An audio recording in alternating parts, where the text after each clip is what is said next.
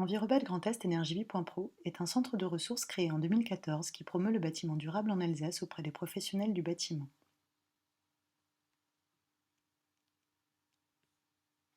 Je m'appelle Katharina Brockstedt, coordinatrice du centre de ressources et architecte.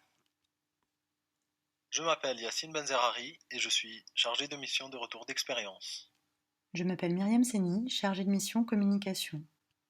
Envirobel Grand Est Énergie-Vie.pro fait partie du programme Climaction. Il est piloté et financé par l'ADEME, la région Grand Est et l'INSA Strasbourg. Notre bureau se situe à l'INSA Strasbourg. Notre activité s'articule en 3 axes. Animation du réseau de professionnels du bâtiment avec des conférences, des groupes de travail, des ateliers, des stands sur des salons.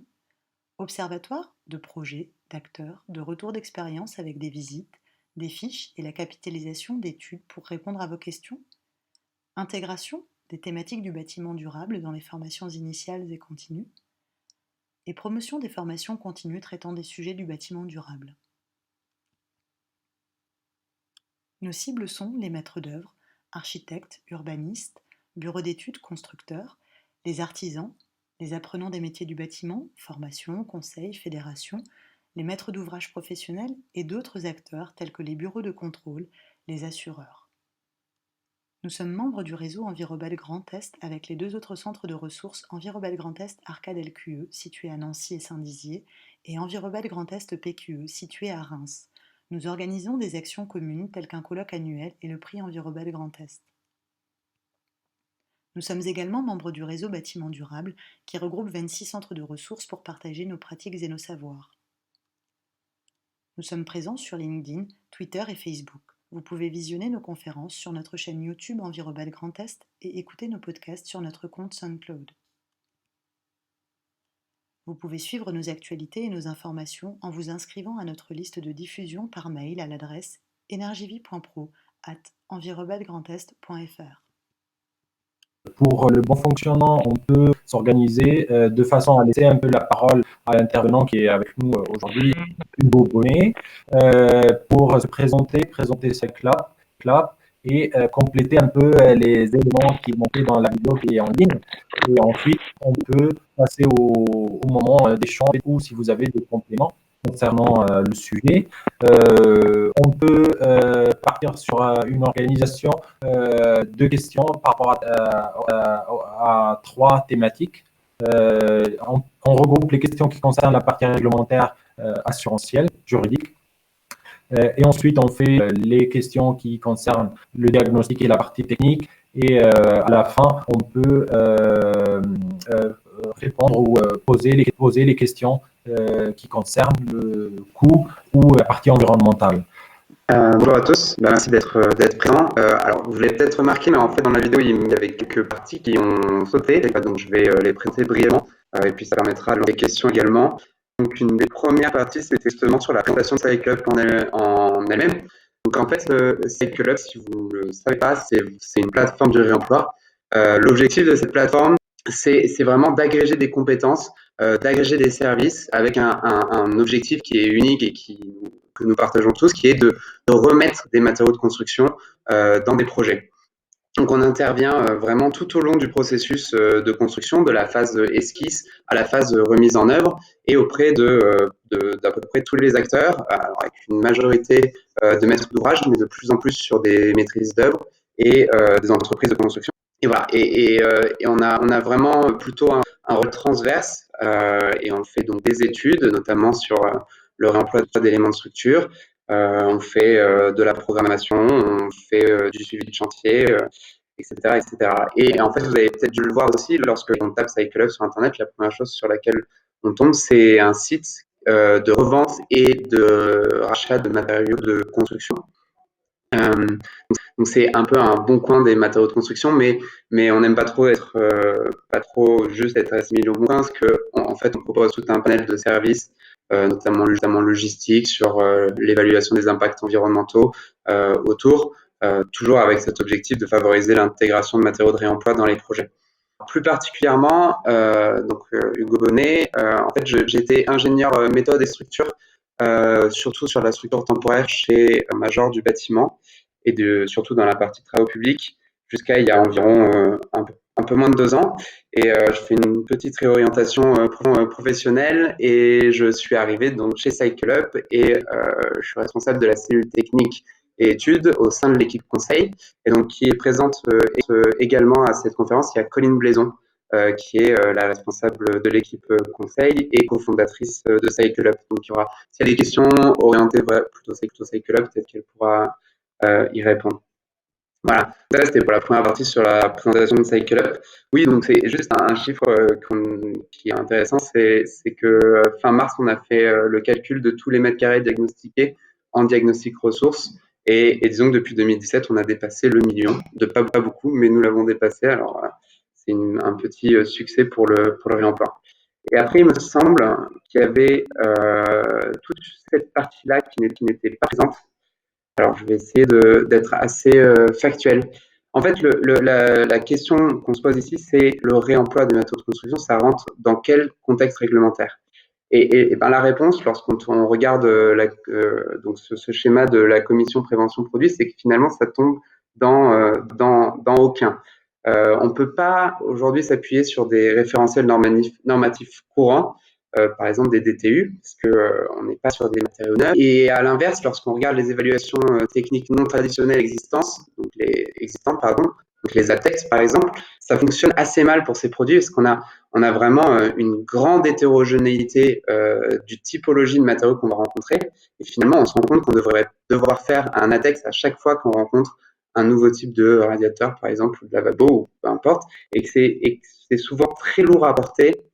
Ça prend du temps et économiquement parlant, c'est pas forcément préférable. Donc finalement, on tombe lorsqu'on fait du réemploi dans la technique non courante, et ce qui nous entraîne à faire à chaque fois une gestion du risque, mais chantier par chantier. Et c'est exactement tout ce pourquoi on accompagne notamment les maîtrises d'ouvrage. C'est à chaque fois, c'est une discussion chantier par chantier avec les contrôleurs techniques, avec les bureaux d'études, avec les assureurs, pour pouvoir amener tout un processus de prod qui est un peu l'objet de cette conférence, pour prouver que notre matériau a un effet équivalent à un matériau neuf. Et en fait, ça amène vraiment un frein à l'harmonisation des pratiques. Et c'est pour ça que dans la conférence, si vous vous souvenez, j'enchaînais derrière sur le permis d'expérimenter et sur l'écriture du code de la construction qui pouvait amener des solutions dans ce sens-là. Et après, il y avait une petite partie juste rapide sur la taxe de mise en décharge. J'avais pas fini d'expliciter. Je sais plus exactement ce que j'avais dit, mais en fait, ce qui est important ici de savoir, c'est qu'en fait, cette taxe de mise en décharge est potentiellement vouée à disparaître avec la nouvelle loi à l'économie circulaire, puisque avec la REP pour les fabricants de matériaux de construction, en fait, finalement, ce seraient des éco-organismes qui seraient financés pour venir récupérer les déchets en fin de vie. Et donc, on n'aurait plus cette taxe de mise en décharge. Voilà. Bon, alors ça, dans les deux cas, en fait, on a quand même des ambitions fortes qui sont sur la réduction du taux de déchets et sur la valorisation. Mais disons que cette taxe, aujourd'hui, était utilisée lorsqu'on essayait de résoudre l'équation économique. En fait, on l'utilisait puisque un des arguments de base était de dire aujourd'hui, vous payez pour évacuer vos déchets. Nous, on est peut-être capable de conserver la valeur de votre produit et peut-être que vous pouvez vous faire payer à l'inverse pour revendre ou revaloriser cet élément. Voilà. Et puis, une petite ouverture sur est-ce qu'un jour une taxe carbone sera mise en œuvre et est-ce qu'il fallait citer très grandement le réemploi. On commence par les questions qui concernent la partie juridique et réglementaire. Après, on passe aux autres sujets. Vu que j'ai la parole, je peux déjà commencer, si ça convient à tout le monde. Donc, en fait, on a reçu quelques questions suite à la mise en ligne de la vidéo. L'une des questions concerne la responsabilité quand on fait le réemploi. Donc là, le cas d'une poutre, quels sont les acteurs concernés par la responsabilité? Et en cas de sinistre, quels sont les acteurs aussi impactés? C'est la même chose que dans un processus de construction classique. Donc, on a le maîtrise d'ouvrage qui est soumis à la dommage d'ouvrage. On a les équipes de maîtrise d'œuvre, donc autant les architectes que les bureaux d'études, en l'occurrence structures qui sont sur une garantie décennale et les constructeurs de la même façon. Tout ce qu'il faut regarder derrière, c'est un processus en plusieurs étapes. La première étape, c'est d'aller communiquer avec ces personnes-là donc l'ensemble de ces personnes, et une personne supplémentaire qui sera le contrôleur technique qui, à mon sens, a un grand rôle à jouer ici. Et c'est déjà de faire comprendre la démarche. Ça, c'est vraiment une première étape. Et après, c'est de bâtir ensemble, justement, ce que je viens d'évoquer, ce processus de preuve. Donc, c'est si on utilise les termes du permis d'expérimenter, donc c'est ce dossier de demande d'attestation. Mais en fait, on n'est pas, ce que j'expliquais, c'est qu'on n'est pas forcément obligé de passer par ce dossier de demande d'attestation. Ça peut être juste un processus qui est mis en œuvre entre nous. Et c'était le problème de devoir gérer les risques chantier par chantier. Ça, c'est une autre question. Et c'est vraiment de constituer ce dossier-là. Et c'est ce qu'on a essayé de faire avec les éléments de structure ici et de développer donc sur toute la chaîne d'opération, de savoir qu'est-ce qu'il faut faire pour pouvoir valider la mise en œuvre de cet élément. Et donc à partir de là, c'est une discussion qui s'enchaîne vers les assureurs. Donc c'est vraiment d'abord les acteurs du terrain et ensuite vers leur assureur. Et de la même façon, en fait, nous, l'exemple qu'on a eu, c'est que c'était validé par le contrôleur technique et que derrière, la maîtrise d'ouvrage est retournée vers son assureur. L'assureur lui a demandé un certain nombre de preuves qu'on lui a fournies pour pouvoir valider cette remise en œuvre. Voilà. Et en parallèle, en fait, j'en parle un peu, mais il y a un gros travail de la Fédération française des assurances qui est en train d'être réalisé et qui regarde, on va dire, les matériaux qui sont assurables et sous couvert en fait de la même façon d'une procédure généralisée et commune, voilà, de validation. Et cette liste, je crois qu'il y avait une question qui était de savoir quand est-ce qu'elle serait disponible et quels sont les matériaux qui sont possibles sur cette liste. J'ai malheureusement pas eu la réponse sur le quand est-ce qu'elle serait disponible. Donc nous, on en a une version qui est officieuse, donc je ne vais pas forcément la divulguer, mais il y a des éléments tels que sur cette liste, il y a des éléments de couverture qui sont posés, il y a des éléments de charpente, des éléments beaucoup plus classiques de revêtement de sol, par exemple, des équipements techniques. Donc c'est vraiment un travail qu'il faut continuer à mener en ce sens. À un moment, il y aura une liste d'éléments qui sont accessibles au réemploi et quelle est la procédure à suivre pour chaque élément. Voilà, alors le quand, c'est vraiment la question, et surtout, ce sera la question qu'il faudra vraiment regarder, c'est la procédure en elle-même, et d'avoir un œil critique sur cette procédure. Suite à la réponse à la première question, donc il y a une autre question qui revient. Comment ça se passe avec un assureur? À quel moment on l'intègre? Et quels sont les bons gestes à suivre pour, donc dans le cas du réemploi, et notamment de la structure? En fait, l'assureur, pour moi, il faut le prévenir dès le début du chantier. Souvent, donc à ce moment-là, c'est surtout la maîtrise d'ouvrage, c'est de dire à ce moment on va avoir des matériaux de réemploi sur le projet. Donc ça, c'est la première étape, juste le prévenir. Et comme ça, en fait, ça fait lancer en interne tout un processus qui se dit attention, il y a du réemploi. Donc ce qu'ils font, c'est qu'ils vont contacter leur service technique en interne et qui vont vraiment commencer à se poser la question. C'est la première étape. Et leur demander par la même occasion de quoi est-ce que vous auriez besoin pour pouvoir assurer ces éléments. Mais ça, c'est un travail. Ça, c'est la première chose. Et en parallèle, c'est tout ce qu'on disait tout à l'heure. C'est vraiment de créer ce processus de preuve, de créer ce dossier et ensuite de le présenter aux assureurs avec à ce moment-là l'aval du contrôleur technique et de l'ensemble des acteurs du projet et leur dire voilà, donc ça, c'est ce qu'on vous apporte comme preuve pour que vous puissiez assurer ce matériau-là et le bâtiment qui va derrière. Je pense qu'on peut passer à la question suivante. C'était donc pareil pour le contrôleur technique. La même question par rapport à l'assureur. Comment ça se passe avec le contrôleur technique? Quel verrouille et quel bon geste? Tous les savoirs, c'est que en fait, tous les contrôleurs techniques en ce moment, les principaux, ils étudient la question du réemploi. Alors ils le font à différentes échelles, avec plus ou moins d'attention, mais ils le font, alors tous ceux que j'ai croisés, ils le font à peu près tous, parce que savent que c'est un sujet qui sera incontournable plus tard. C'est assez basique ce que je veux dire. La première chose, c'est que c'est vraiment une relation d'un humain avec un autre humain.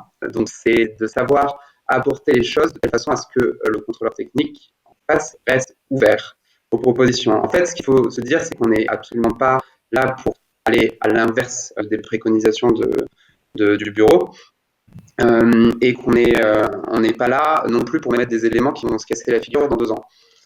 Donc c'est vraiment un travail collaboratif qu'il faut monter pour que ce soit de toute façon à pouvoir se prouver à soi-même, pouvoir prouver que l'élément est parfaitement réemployable et qu'il est capable d'être mis en œuvre, tout en gardant bien sûr en tête tous les aspects économiques, planning, logistiques qui sont derrière et ne pas par exemple avoir une procédure qui soit qui ne soit absolument pas réalisable et qui nous demande de faire par exemple des tests destructifs sur chacune des poutres réemployées. Je vais à l'extrême, mais dans ce cas-là, en fait, on peut plus réemployer toutes puisqu'elles ont toutes été détruites. Mais c'est un exemple pris exprès pour être pas choquant, mais voilà. La première chose, c'est d'avoir vraiment une maîtrise d'ouvrage qui soit comment dire, qui soit volontaire. J'ai un exemple en tête où on a essayé de mettre en œuvre des méthodes de réemploi sur un projet. La première réponse du contrôleur technique a été non, tout simplement. Donc on a essayé d'apporter le même processus à chaque fois. On lui a dit bon d'accord, alors c'est non, mais si on vous produit ça, ça, ça et ça, donc sur la traçabilité, sur les tests mécaniques, etc. Qu'est-ce que vous en pensez des tests mécaniques, etc. Qu'est-ce que vous en pensez? Donc la réponse a été non à ce moment-là. On a eu une maîtrise d'ouvrage qui a poussé en fait en ce sens-là, et finalement on s'est retrouvé dans les spécifiques généraux de face aux services techniques généraux de ce bureau de contrôle, et à partir de là, on a pu avoir une discussion qui a avancé et on a finalement réussi à mettre en œuvre ces matériaux de construction. Ok, donc on passe aux questions techniques et qui concernent le diagnostic. La première et la grande question, c'était donc j'ai un bâtiment, j'ai plein d'éléments, plein de poutres, je veux proposer un réemploi. Comment je choisis l'échantillon et pour tester ces poutres et avoir leurs caractéristiques et comment on fait concrètement le test? Donc ça, la première question, je pense qu'il y a deux questions à l'intérieur, c'est les types de tests et comment est-ce qu'on fait l'échantillonnage. Donc les types de tests, en fait, c'est l'objet de l'étude que j'avais menée et c'est de les référencer tous. Donc il y avait plusieurs choses qui intervenaient, je ne sais pas, par exemple sur de l'acier, regarder les zones corrodées, faire des tests de résistance à la traction. Sur le béton, de regarder la carbonatation du béton et derrière potentiellement des tests de résistance à la compression. Sur le bois, ce genre de type de test. Donc il y avait vraiment un ensemble de tests. Ce qu'il faut d'abord comprendre, c'est de quelles informations on a besoin et à partir de ces informations, trouver le bon test.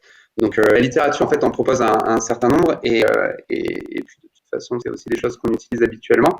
Donc ça, je pense que ça dépend vraiment au cas par cas. Mais la vraie question centrale, c'est la question de l'échantillonnage. Déjà, ce que j'essaye d'expliquer, c'est que, à mon sens, il faut se concentrer sur des groupes de matériaux qui ont subi, on va dire, tous les mêmes contraintes. On va dire qu'ils ont été soumis aux mêmes charges, ils ont été exposés de la même façon. Et à partir de ce groupe-là, en fonction du nombre de poutres, on prend l'exemple d'une poutre présente, c'est définir, quel est l'échantillonnage. Est-ce que je vais tester chacune des poutres? Est-ce que je vais en faire plus finalement que 1 ou 2 ou 3 tests? Et donc ça, c'est vraiment des discussions qui ont lieu avec le bureau des structures, avec des spécialistes de la structure et avec les contrôleurs techniques pour pouvoir définir ça. En fait, ça va varier suivant, on va dire, la quantité du gisement. On va faire plus ou moins de tests. Je sais pas, par exemple, sur un projet, on réemploie, alors c'est pas structure, mais on réemploie du zinc en toiture pour faire une étanchéité. Et derrière, en fait, ce qu'on a défini, c'est que par groupe, on fait 3 tests de porosité. Enfin, il y en a d'autres qui viennent derrière.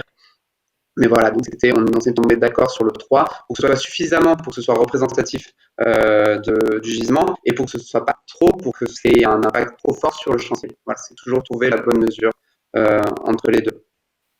Très bien, merci beaucoup. Et donc, il y a des tests, est-ce qu'il y a des tests qui sont, on va dire, ou des choses qui sont vérifiées et qui sont communes entre l'ensemble des poutres? Il y a des choses qui vont dépendre du matériau, là, bois, béton et métallique. Oui, il y a des choses qui sont communes. Les caractéristiques mécaniques, par exemple, c'est un test qui est indéniable et dont on a besoin de connaître. Donc ça, c'est quelque chose qu'on ira chercher sur les 3. Sur de l'acier, c'est quelque chose qu'on ira chercher sur les 3. Sur de l'acier, on peut venir prendre on peut faire soit un test sur une poutre en elle-même, et donc qui est potentiellement destructif, soit venir faire un carottage juste sur une des semelles d'une des poutres et venir regarder la résistance de l'acier pour déterminer quelle était sa classe d'usage au début. Voilà, sur le béton, on vient faire une carotte. Sur le bois, il y a aussi la possibilité de venir carotter. Ou même, je crois qu'il y a des tests sur le son qui sont faits normalement. Voilà, mais après, il y a des choses qui sont très spécifiques. Sur le bois, ce qu'on va aller chercher potentiellement, c'est la présence de termites, les endroits où il y a eu de la moisissure, sur de l'acier, de la corrosion, sur le béton, de la fissure. Enfin, c'est vraiment un large panel de choses à regarder et qui dépendent énormément. Mais ça, c'est une première chose, j'anticipe un petit peu peut-être, mais c'est quelque chose que je développe derrière. Donc, il y a ce qu'on regarde, donc on va essayer d'évaluer l'élément en lui-même. Donc, c'est par exemple quand on fait le test sur notre poutre en acier de résistance à la traction, donc on connaît la classe de l'acier. Mais après, il faut aussi se dire que dans le processus de conception, et c'est ce que j'essaye d'expliquer, il faut déterminer cette performance résiduelle. Est-ce qu'il n'y a pas une dégradation de cette classe à appliquer? Voilà, c'est des questions qui restent encore complètement ouvertes et qui sont en cours d'étude et qu'on essaye de mener à bien. Très bien. Et donc, on revient à la question, comment je fais concrètement pour tester ma poutre? Ça dépend. Donc, il y a une partie qui sont des tests visuels, des tests qu'on peut faire sur le site. Par exemple, lorsque je parle de carbonatation du béton, de profondeur de carbonatation du béton, ça, c'est des tests qui sont possiblement faits dessus. Donc, on a juste à faire à creuser en surface. Il y a le carottage, dont je parlais tout à l'heure. Alors, concrètement, d'aller chercher une poutre en entier et de la tester dans un laboratoire.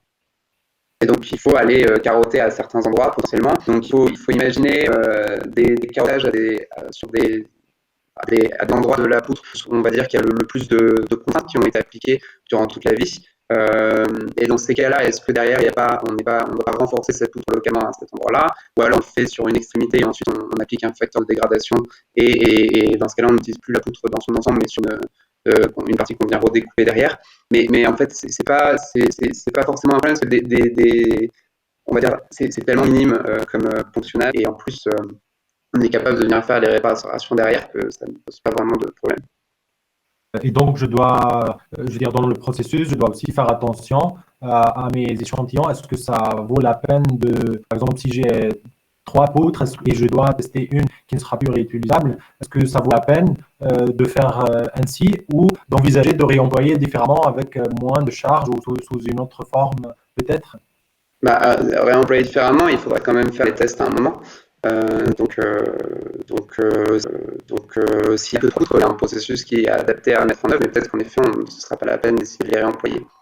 On passe à la dernière partie qui concerne le coût et la partie environnementale. Donc, la question qu'on a reçue, c'est par rapport au bilan environnemental, s'il est possible de détailler un peu plus les hypothèses et la méthode de calcul utilisée pour estimer l'impact.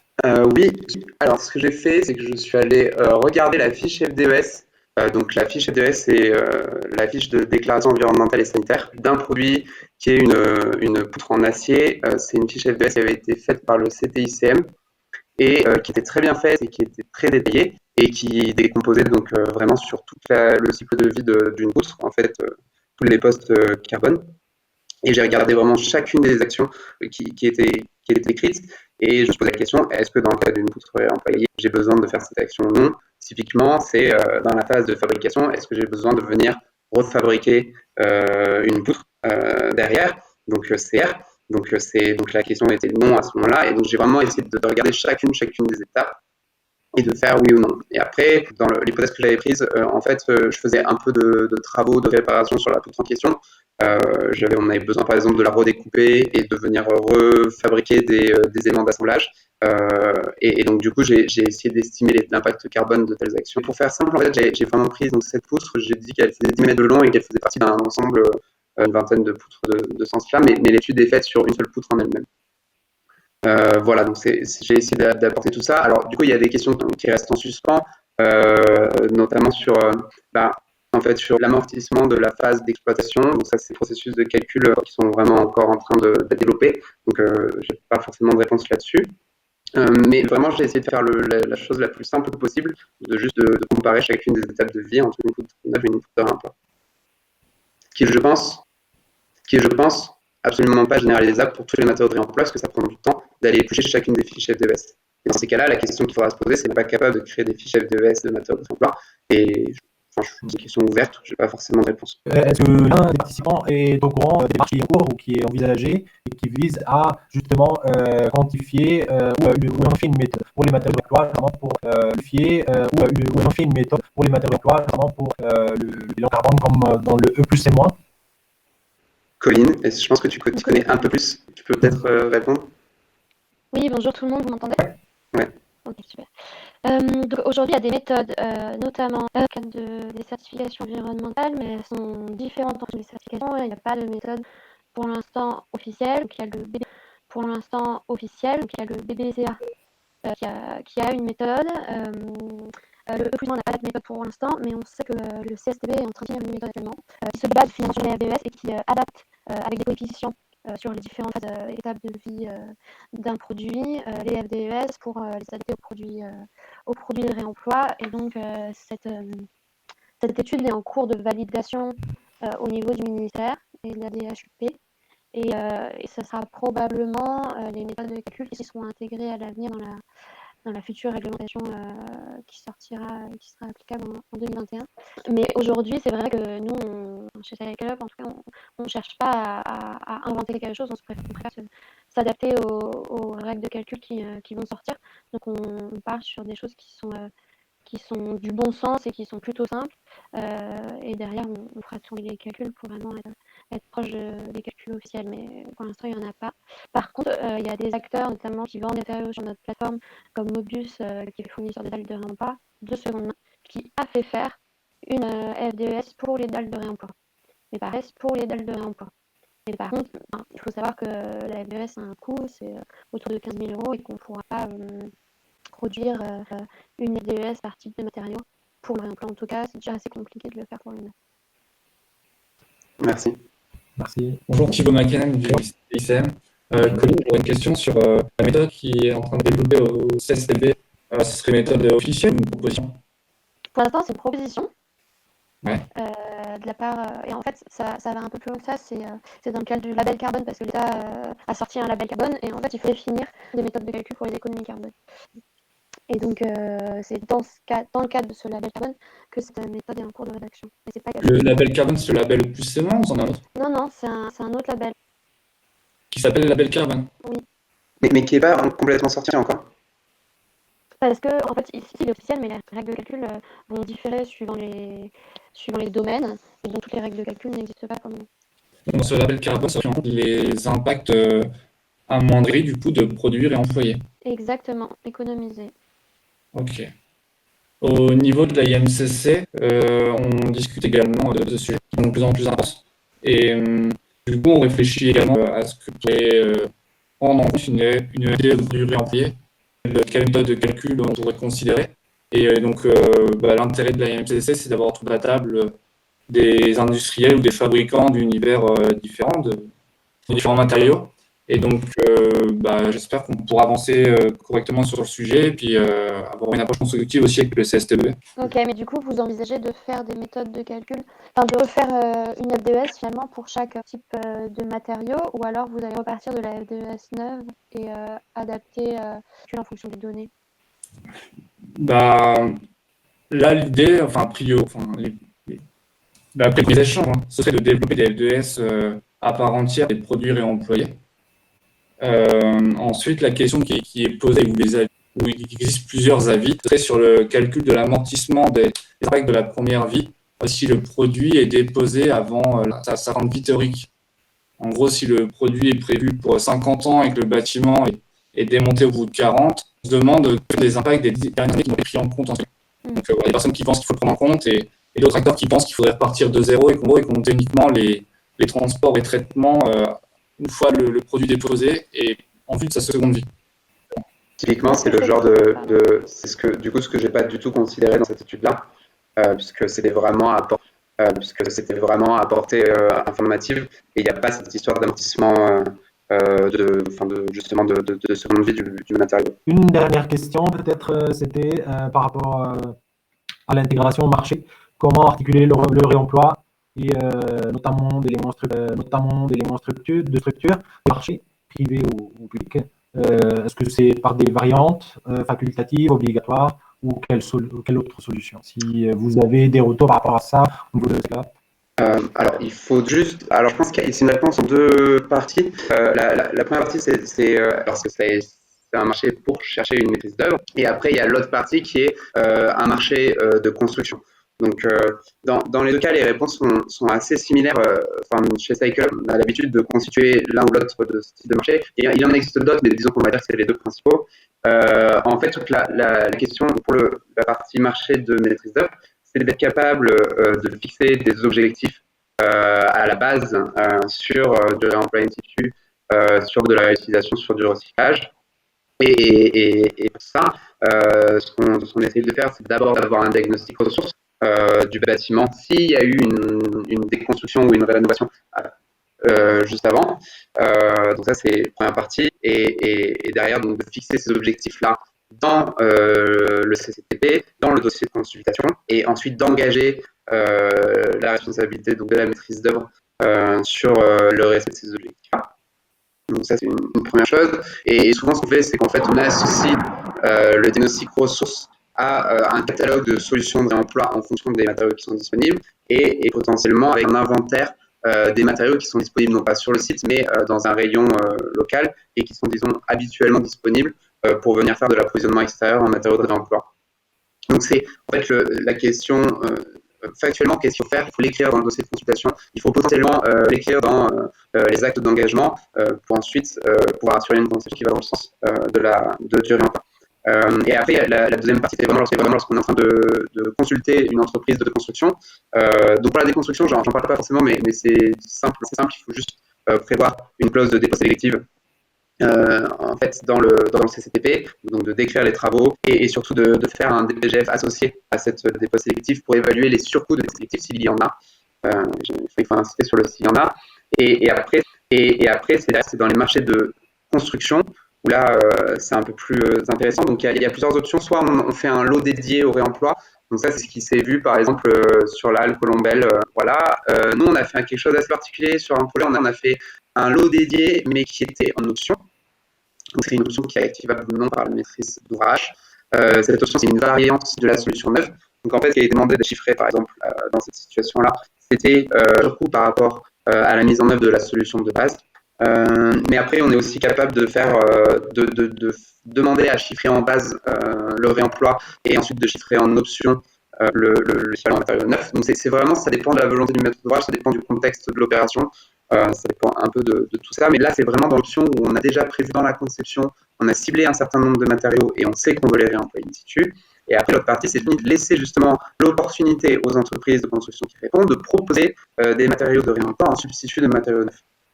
Donc, il faut faire cette action. Il faut les orienter et en même temps leur laisser la possibilité d'être eux-mêmes acteurs de cette démarche-là. Et donc ça, c'est encore une fois, c'est rédiger les bonnes clauses dans les dossiers de consultation, etc. Très bien, merci.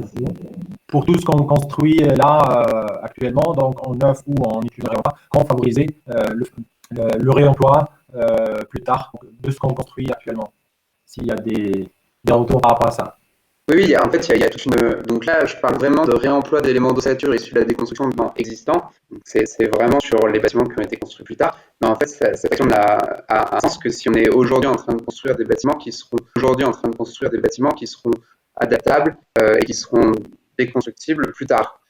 Donc c'est toute la partie de design for deconstruction, or design for adaptability. D'un point de vue théorique, il y a beaucoup de littérature de la même façon qui regarde ce courant. Et en fait, nous après aussi de notre côté, quand on fait de la construction neuve, on fait ce type d'études pour justement être capable de concevoir aujourd'hui des bâtiments qui seront complètement démontables demain. Alors démontables pas forcément, plusieurs par échelle. D'abord la première chose c'est d'être adaptable, c'est de se dire c'est tout le processus qu'a fait la Solideo sur pour les villages olympiques et paralympiques par exemple, qui est de se dire aujourd'hui on construit des logements donc par athlète et que demain en fait il faut que ce soit des bureaux, donc il faut qu'il y ait quelque chose qui se passe au niveau des cloisons. Voilà, donc c'est vraiment tout ce processus là. Donc ça se développe. Enfin, nous on le développe autour de trois piliers. Il y a un premier qui est justement de construire démontable, privilégier les assemblages secs,